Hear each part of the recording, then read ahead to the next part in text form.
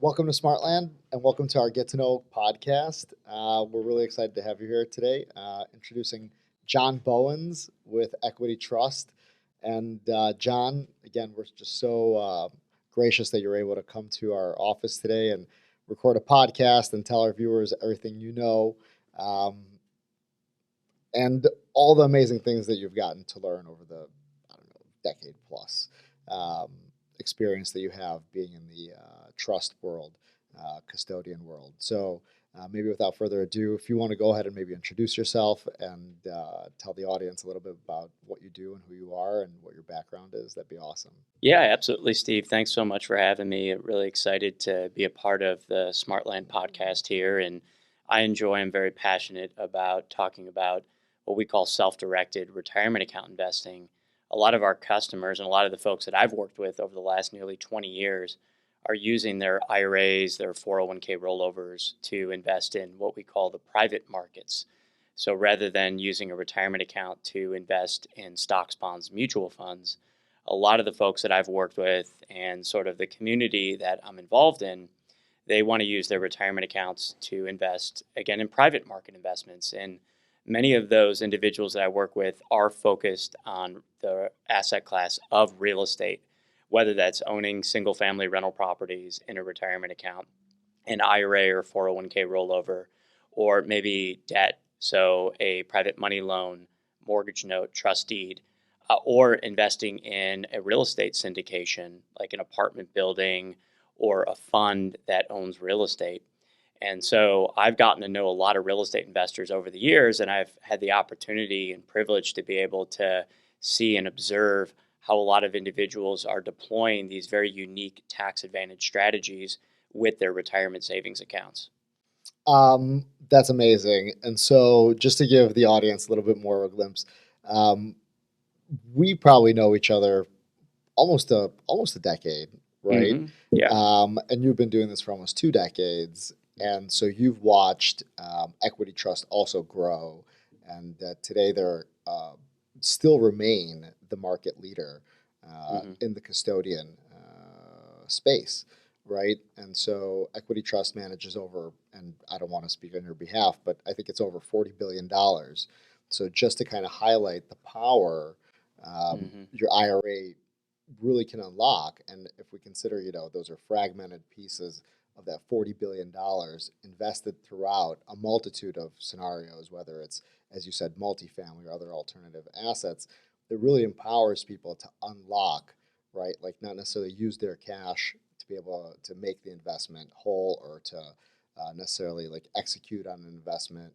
Maybe they don't have the cash in their account, so they're able to access this power using their IRA and then still execute on this commercial real estate investment opportunity that may be ahead of them. And whether it's with a company like Smartland or an alternative like gas and oil or crypto, Equity Trust is really at the forefront, the market leader of custodian accounts.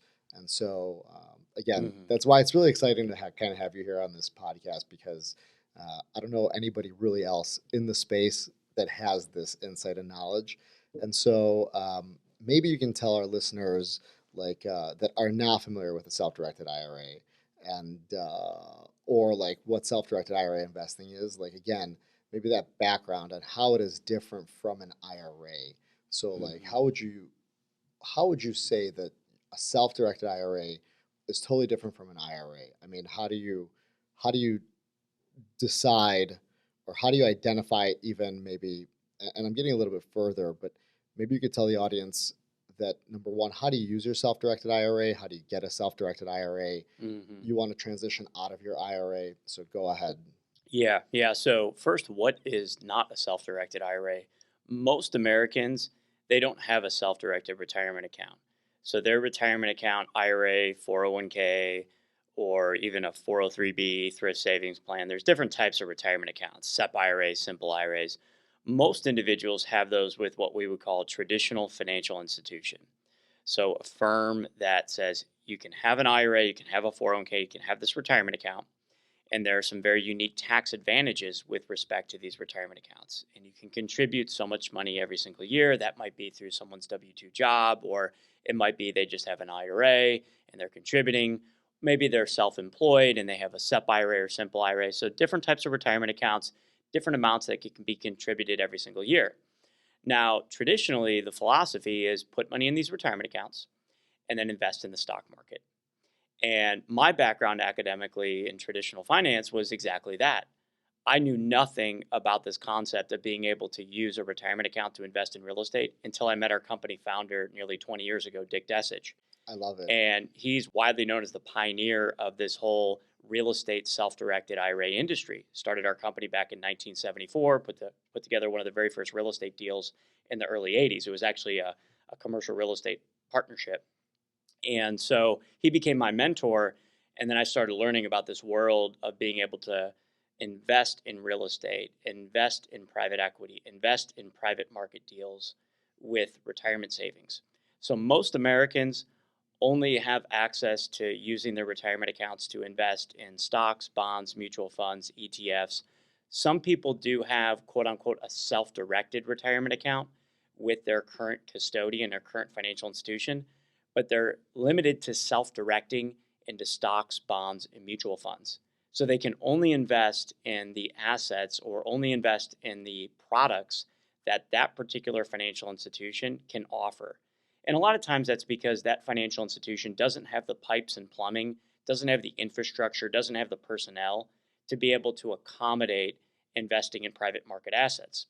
So if someone says, okay, I want to use my retirement account to invest in a real estate syndication or a real estate fund, or I want to buy a single family rental property, or I want to make a loan secured by real estate, or I want to invest in cryptocurrency or even physical gold and silver.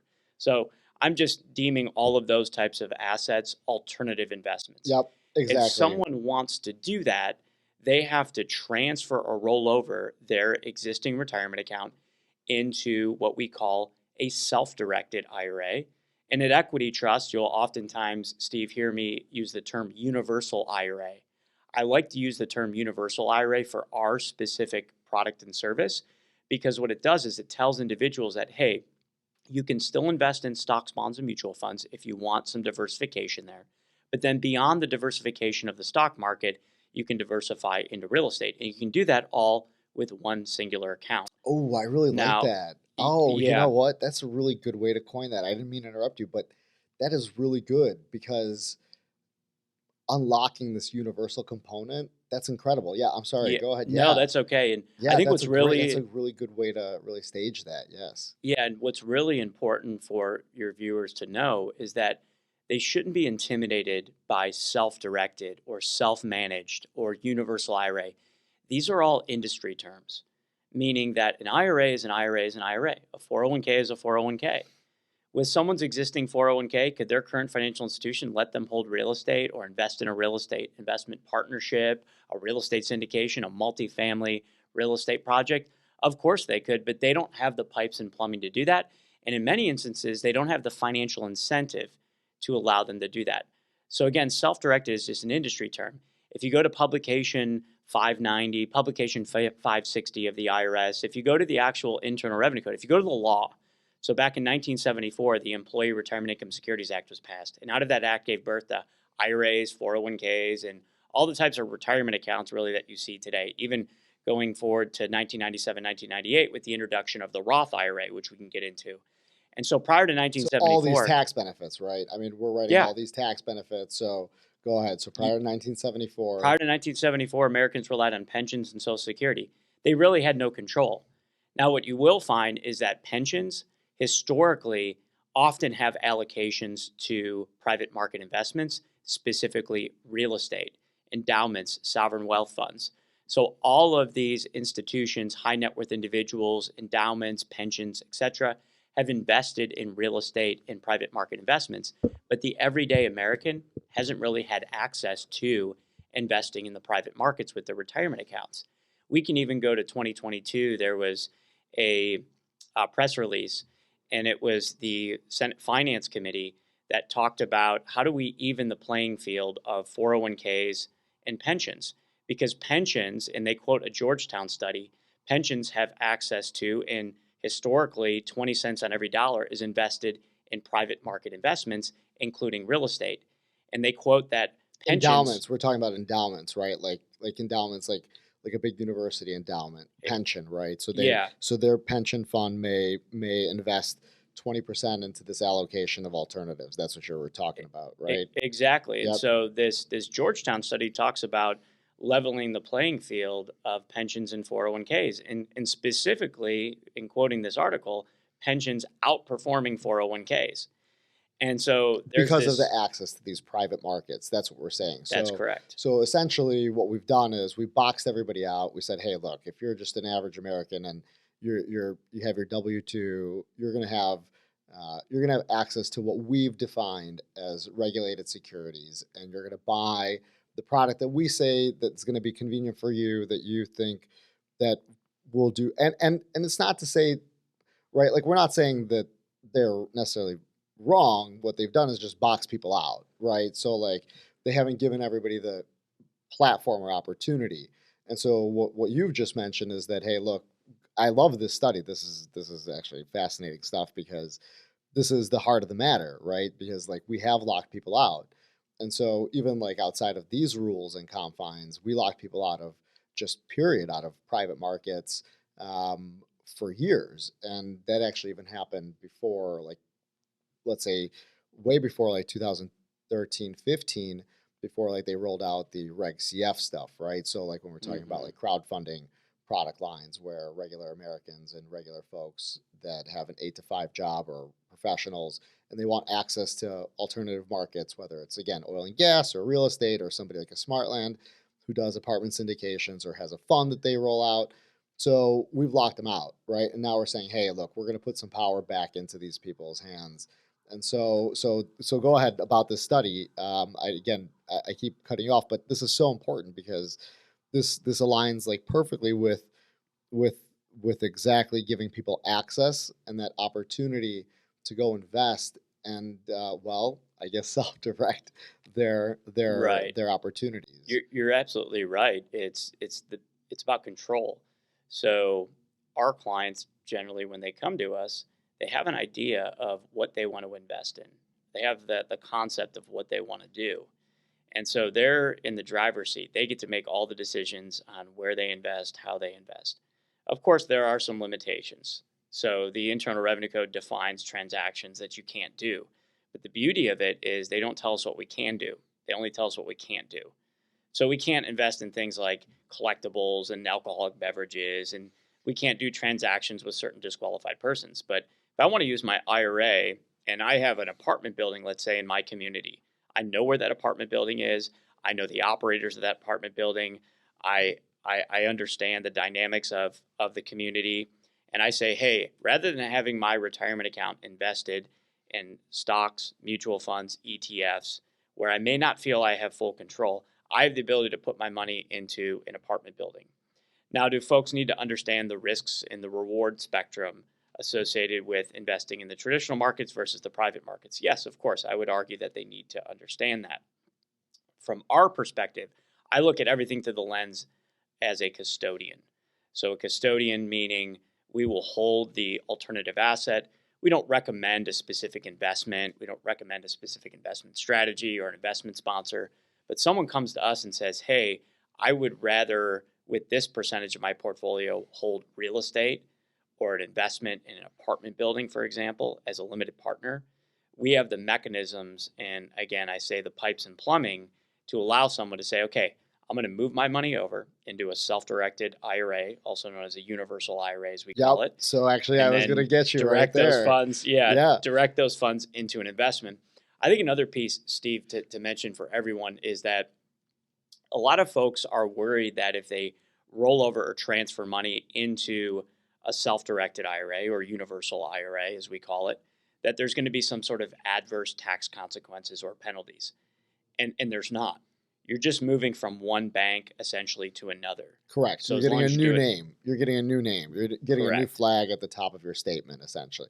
So actually, Exactly. I really kind of want to roll back to that for 1 second, because this universal IRA thing, you really got me with this, because I think this is the creme de la creme vehicle, right? Like, this is awesome, because this puts the power back to the people. And as you said just a moment ago, it doesn't have to be something that you fear, and doesn't have to be something that you're worried about, like maybe some sort of alternate taxation, and we'll talk about maybe that's a separate matter, but you don't have to worry about like fees and incurring costs, and you're getting a new bank, as you just said. So, and then a moment ago you just mentioned, hey, look, like here's what we're really doing. Like the question that I really had for you, what do you think the ultimate benefit is for the self-directed IRA? And then once you answer it, I'm going to get back to answering this universal IRA thing. So go ahead. So the first piece is diversification beyond the traditional markets. So the ability to, going back to that Georgetown study, Yep. right? The ability to diversify across a broader array of investments, not just public, but private. And private market investments, for example, real estate, private equity, generally speaking, we can't say in all cases, but generally speaking, there's little correlation to the traditional markets. And those asset classes tend to behave differently than traditional market investments. And that's why endowments and sovereign wealth funds and pensions, as we mentioned in that Georgetown study, have had allocations to private market investments. The issue was, going back to exactly what you demonstrated and said there, Stephen, was, hey, most Americans haven't had access to this. Well, they have access to it now. Some of that was because of the technology advancements starting in 2013 to 2015. Some of that is because of the institutions out there that have private market investment products that are open to IRAs. People used to be scared of IRAs investing in private market investments years ago. There's a lot more open-mindedness to that now. And education and information like this podcast. This is great, Stephen, that you're doing this, because a lot of people aren't out there talking about these types of things. There's no national television campaign. Not that anyone watches television anymore, right? We should get a TV channel. It's a great idea. There is no self-directed IRA. There is no Netflix series on IRAs. Not yet, at least. Exactly. Not yet, at least. So actually, that those are all the benefits. But I think that taxes. Not to cut you off, but taxes. That's the second one we should mention is that the tax advantages of a retirement account can be quite powerful. So most Americans, they have a 401k or a traditional IRA, a rollover IRA, and these are pre-tax funds, meaning when the money was put into the account, they were getting a tax deduction. It grows tax deferred. When they take money out, that's when they pay taxes.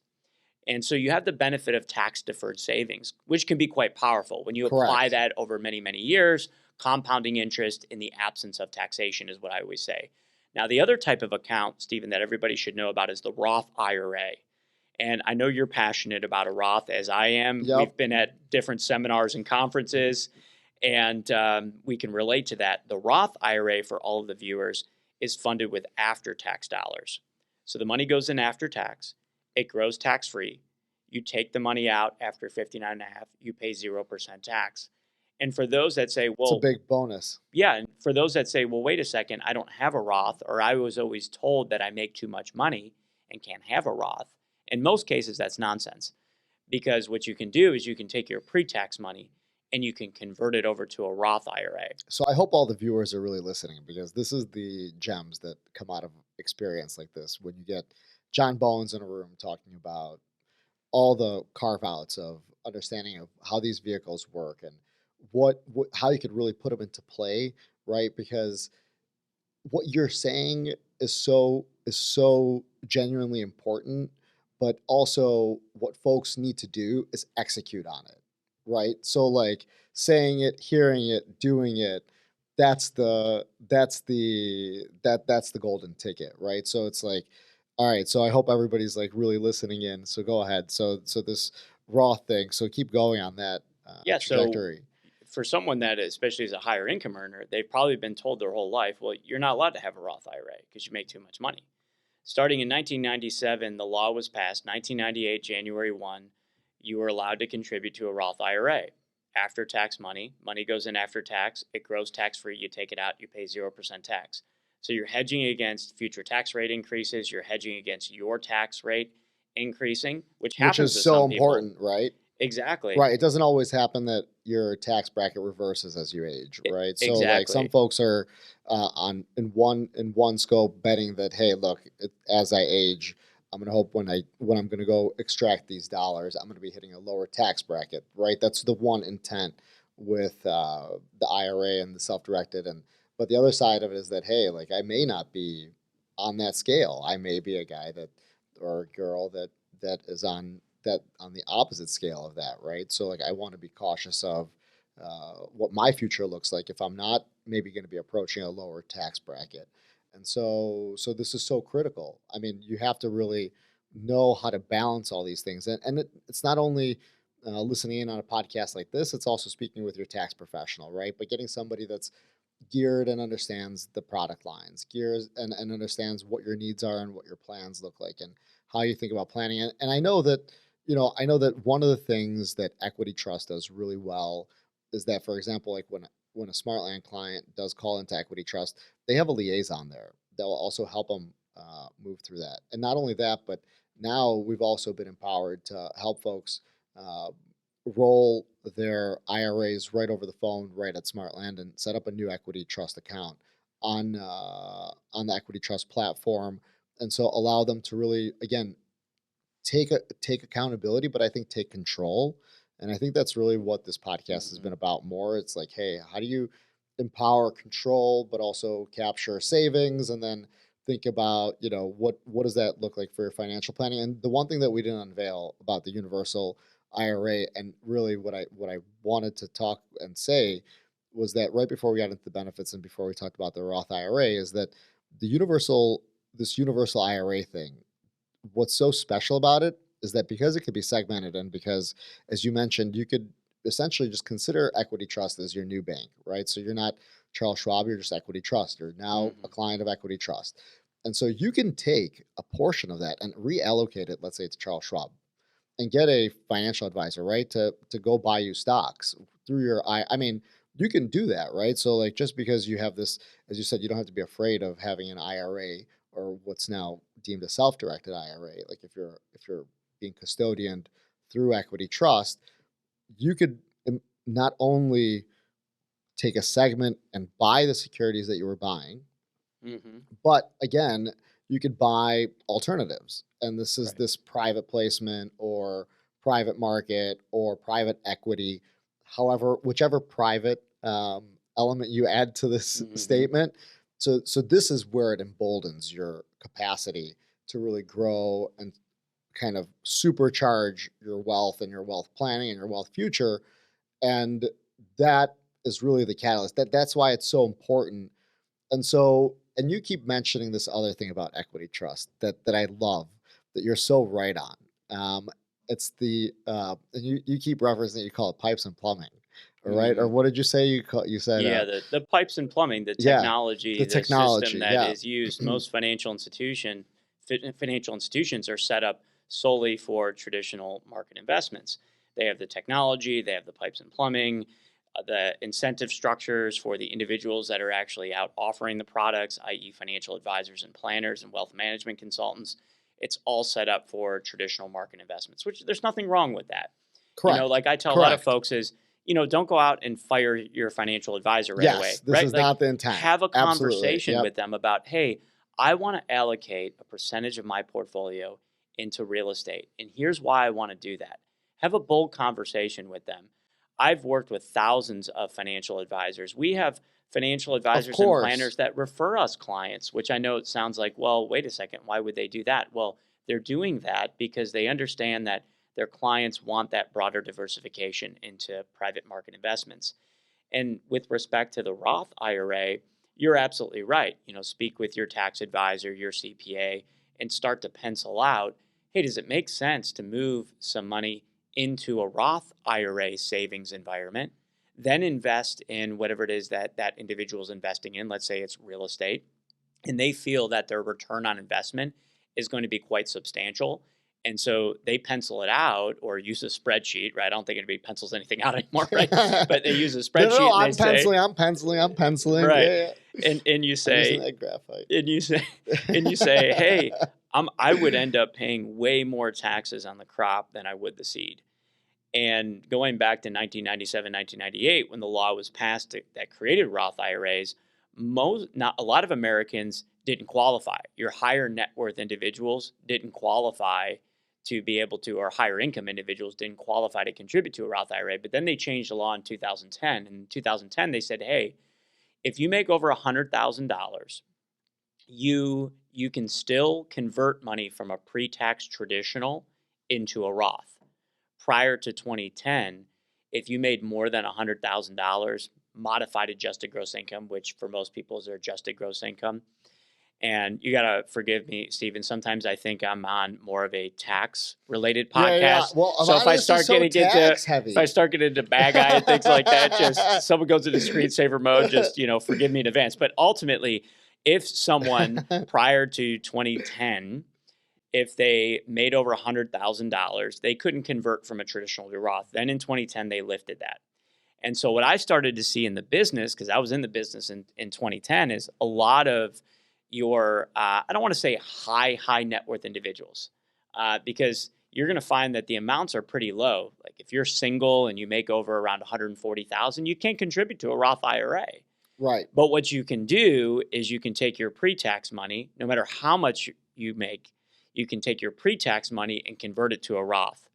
Or if you just want to contribute, you can do what's called a backdoor Roth, where you contribute first to a traditional IRA and then you immediately convert over to a Roth IRA. And so the opportunity now to be able to invest in opportunities that can be quite substantial for individuals, if it meets their suitability, they invest, they make a good return, all of their profits now flow into their Roth IRA savings account, and it's all tax-free. And then over 59 and a half, they start taking withdrawals and they pay 0% tax.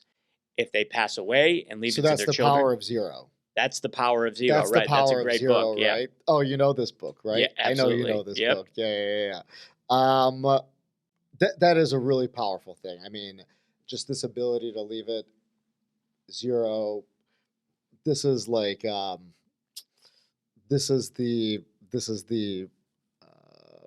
thing that everybody is hunting for, right? Like this is the really that captivating information that everybody wants to know about. It's like, how do I get to zero? And so this is one of those ways. This is one of those components of getting to zero, right? But again, it's also the only way to get there is to take action, right? So like we could talk about this all day, and unless the viewers are taking action, this has absolutely no benefit to them, really, right? So it's like this is part of the plan. You have to educate, and you have to educate yourself, and you have to really get to know. And I know probably the viewers are also listening to this. They're watching John just like spitball this out, spitfire this out. But it's also because of the depth of the experience, which gets me back to the pipes and plumbing that I mentioned. And it's really actually critical that you say that because we get to engage with a lot of folks also. And we'll talk about maybe and maybe you could better answer that is like, who is the or like who is using their self-directed IRA? Like who are these people? And we'll talk about that in a second. But the pipes and plumbing, why it's so important is because in especially today's advanced world, like access and ease, I think are just as critical as security and everything else, right? Like we hold today we have smaller attention spans and we want things instantly. We just want to order the number one at McDonald's. And so like Equity Trust kind of brings that package, I would say, from their technology standpoint and their ability to be such an amazing steward or custodian and self-directed operator for folks, because we engage with a lot of other companies too. I mean, I'm not, we're not going to be shy about it. We have clients that span the entire North America and globally. And so we get to interact with a lot of accounts and a lot of clients that have self-directed accounts that are maybe outside of Equity Trust. And the one thing that's evident over and over and over again is just that the Equity Trust platform is the most advanced platform. Like I know we weren't going to necessarily talk about this today, but I do want to make it known because it's so important, like as you put together this plan that you just put out, right? Whether it's like the taxing plan and your rollover plan, and if you have a Roth, a traditional 503, you said, I think, or 403B, thrift savings plan, yeah. All these different accounts. And you want to know that, hey, look, like I'm going to be moving over to what we called a new bank, right? But we also want to know that it's going to be like a credible bank and that it's going to be one that one that's going to provide you the customer service and experience that you want. And so the one thing unequivocally that we've seen really, and I want to give you guys a lot of props and kudos to it, is that over this decade that I've known Equity Trust, I've even seen that technology grow. And year over year, I know that there's been massive advancements. So kudos to you guys and your entire team. Really, I mean, it's spectacular. Outside of your amazing videos and podcasts that you do and all the other webinars, but the whole team behind it, Equity Trust, is really amazing. Thank you. And so we're really privileged to be able to access them and offer clients and our viewers also access to them. And also, we do have a special partnership where our clients and viewers do get a discount for using Equity Trust. They have a special code that they can access. So who are folks, like, give me a profile of who's using a self-directed IRA account? Like, what's a common person? It's a good question, Stephen. It runs the gamut. Some people, when they hear about what we do, and I speak at different conferences and seminars, they'll actually approach me and say, I'd love to do this, but I probably don't meet your profile as a client.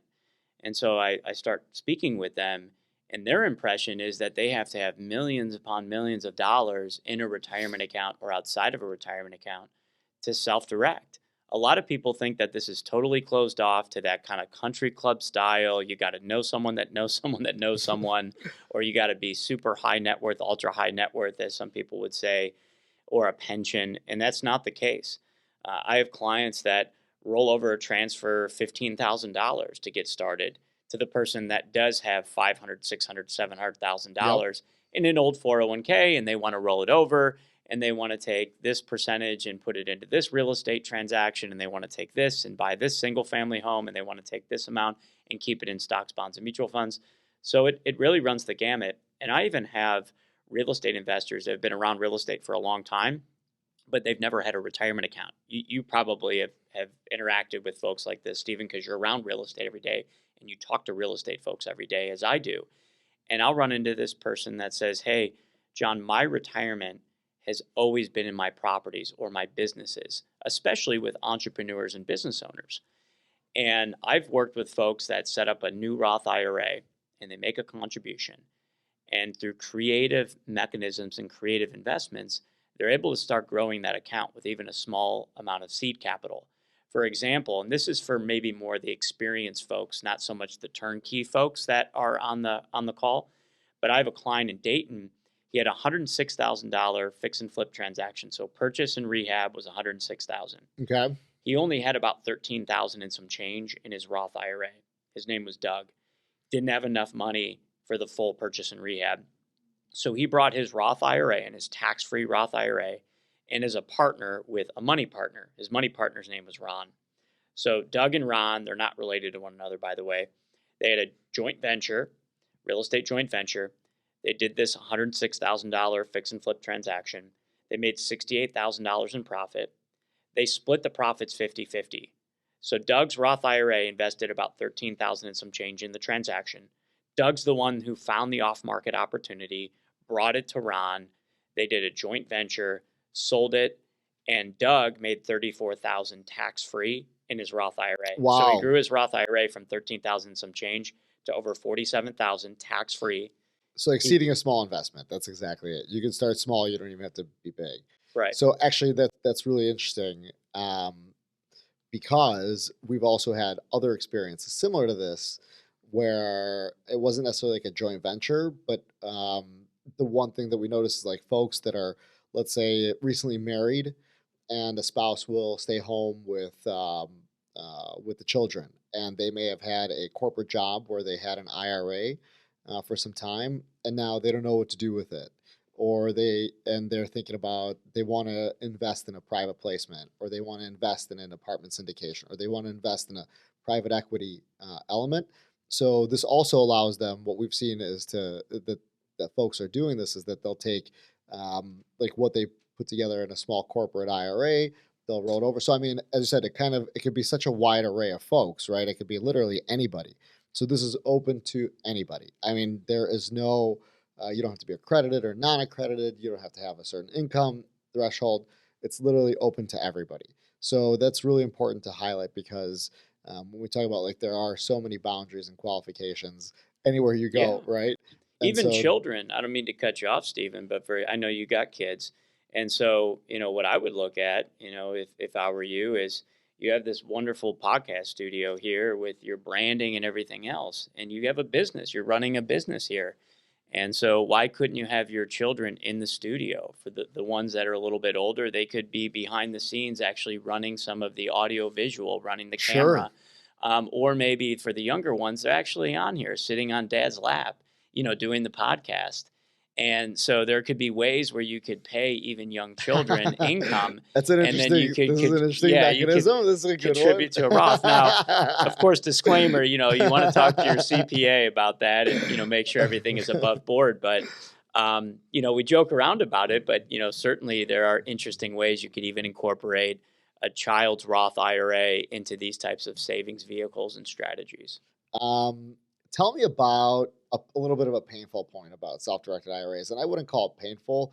I think it's the unknown, and it's taxes. So we know about taxes, but there's the is it UBIT or UDEF? Did it change? Can you give me an exact understanding of how people are affected with it? I know people know that there could be a secondary layer of a supplement taxation if you use a self-directed IRA, possibly to invest in something. So if you could please tell us a little bit about that. Generally speaking, broadly speaking, self-directed retirement accounts, IRA, traditional, Roth IRA, even a solo 401k, these different types of accounts, they have tax advantages growing tax deferred or tax free. So you're exempt from ordinary income, you're exempt from most capital gains, you're exempt from rental income, you're exempt from interest income.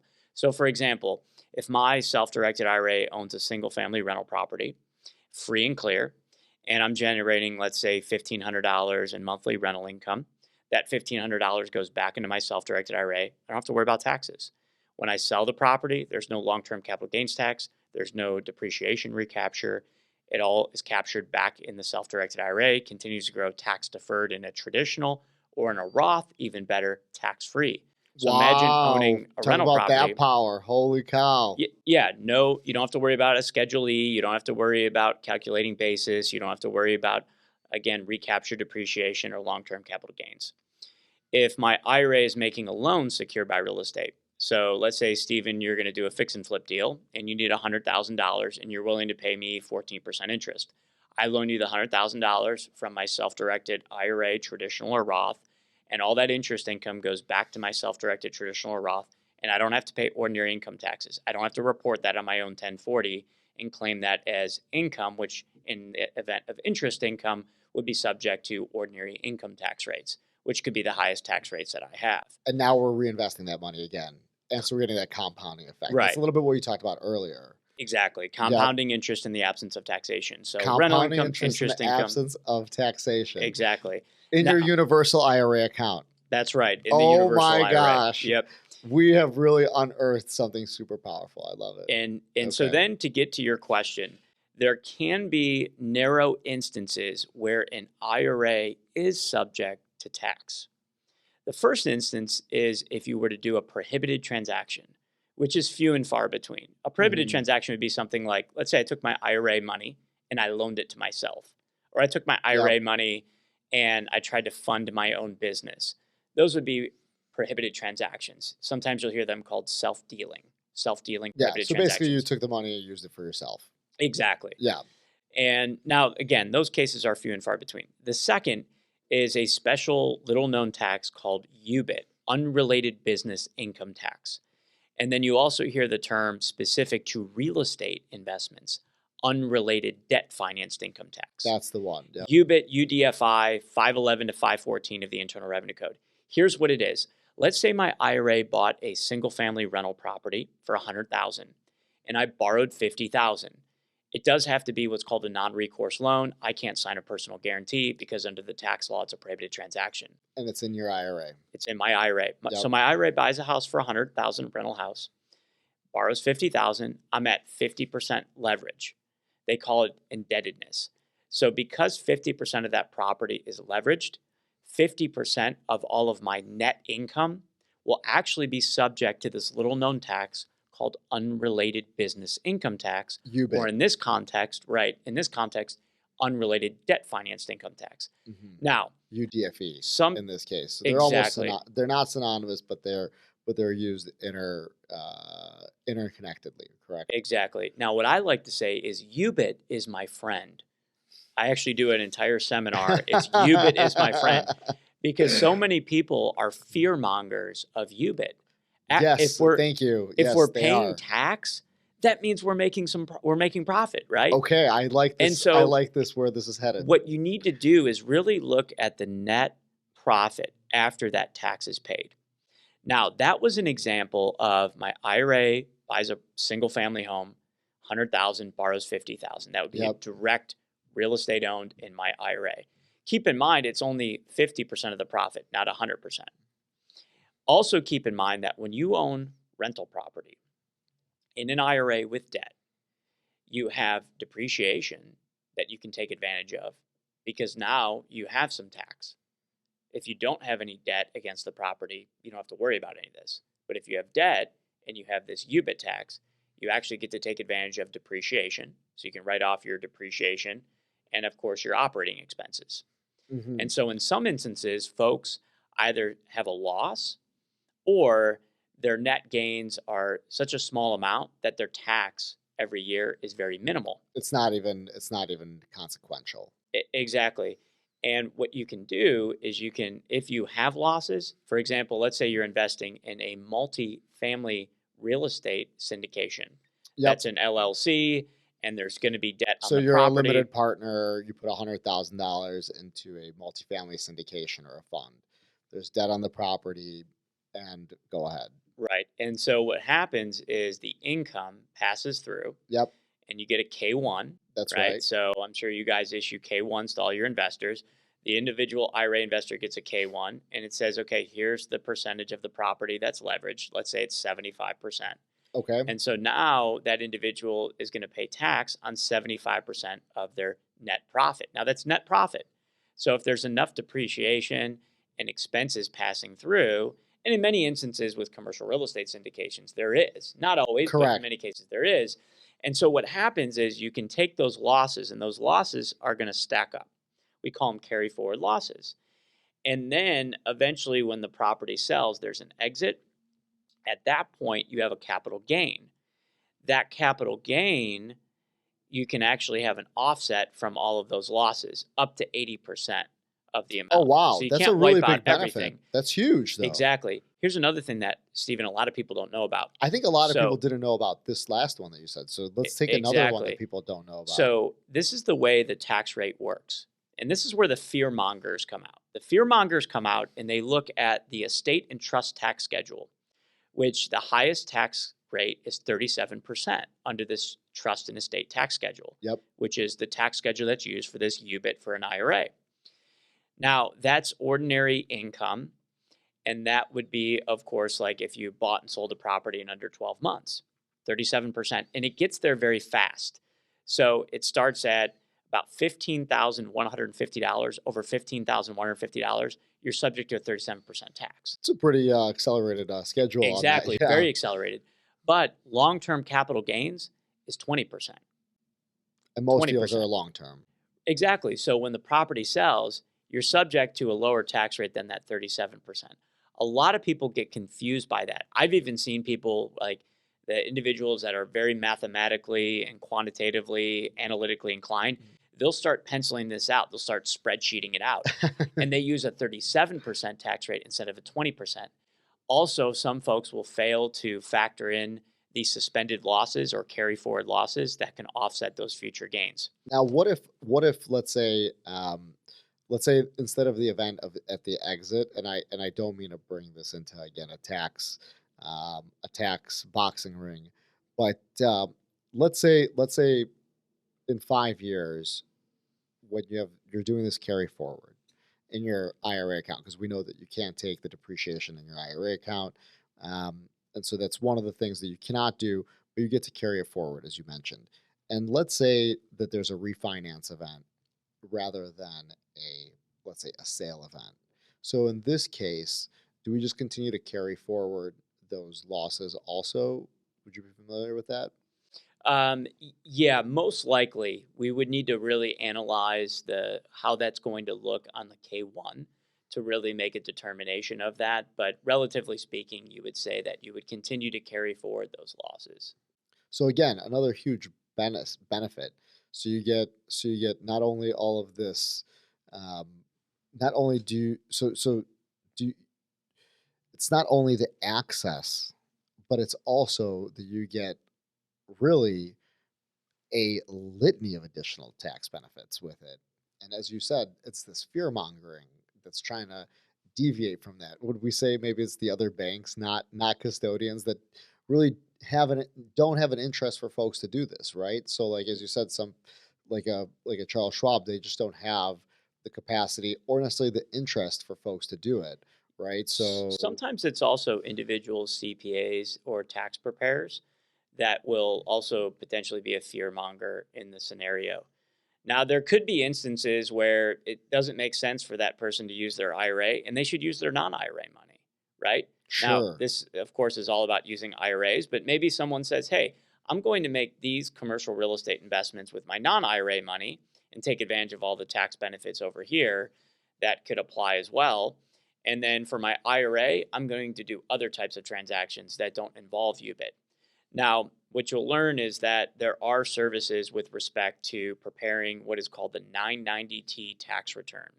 So, the tax return that is actually filed to report this income or the losses is called a 990T.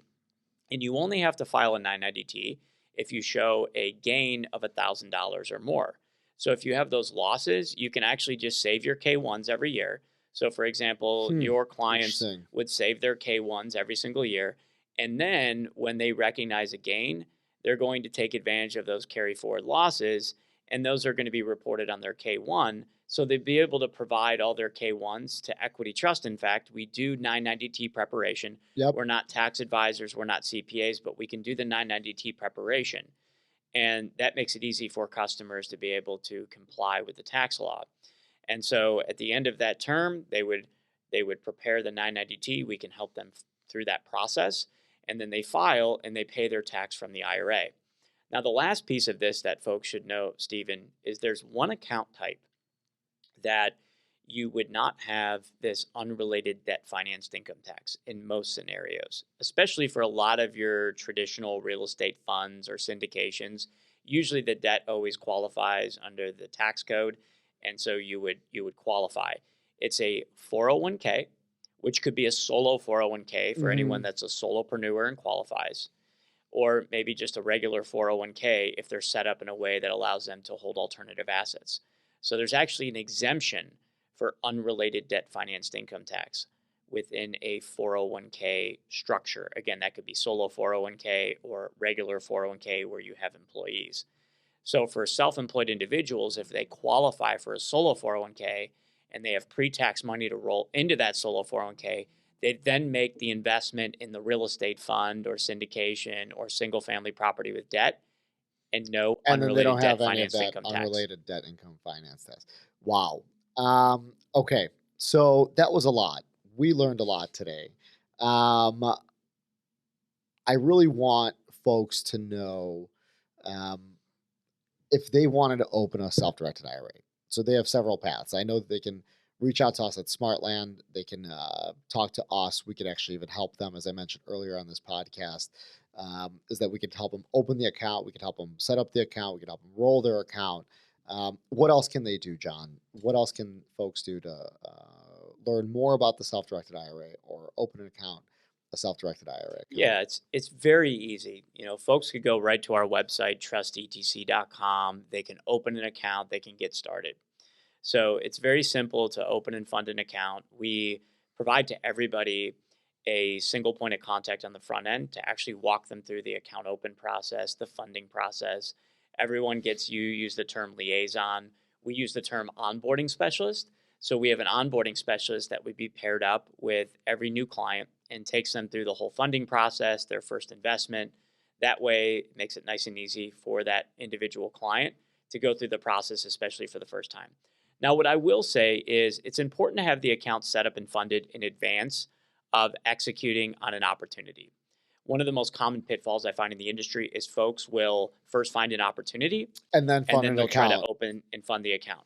What I like to tell folks is, hey, you want to make sure that you have the account open and funded in advance, but you also want to make sure that you have a solid investment strategy. That you are Ooh, I fully like this one. right, you're fully cerebral of what you're doing, because if you open and fund a self-directed IRA and you move money into that account and you don't do anything, it's probably not going to do you any good. You pay a fee to Equity Trust every year. And this is where, Steven, I'm very transparent about our business and what we do. Obviously, I would love for people to come and open accounts. Of At the course, same of time, course. I want to make sure that people are happy, people are satisfied. We look for a long-term relationship with our clients. And that's why I actually tell people, hey, if you don't have an investment strategy yet, find the investment strategy that is going to work for you and then open an account. Now, that might happen a little bit simultaneously, right? The investors, okay, I know I want to do commercial real estate Yeah, syndications. I think some folks are eager I know after they that learned about the universal IRA. People are going to be like, exactly, "Hold on, I can kind of start making moves." But exactly, I like how you said that. Like pump the brakes, like make a plan, right. like have something like in front of you, like a roadmap that you're following, like with a purpose.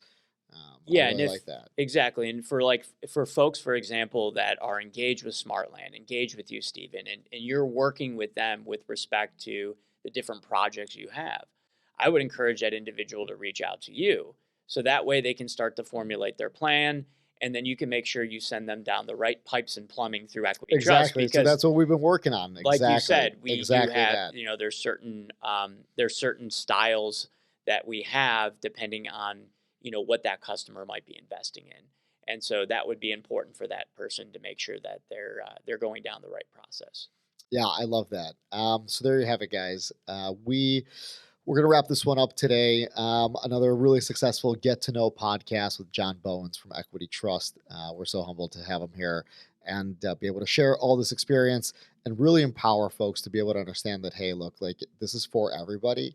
They can open up a self-directed IRA account really easily. They could roll over. They can unlock themselves from some of those registered securities. They can open up a whole world, right? Like a really exciting world of alternative investing, which is private placements. And private placements also, they're not new. They've been around for decades, but it gets back to access and having access to them. And so, with the onset of things like the self directed IRA, you said your founder started in the 70s, and one of the first deals was in the 80s, right? With a private placement for a real estate syndication or some sort of multifamily investment opportunity. And so these things are not new vehicles. And so just what is important is the knowledge and education for folks.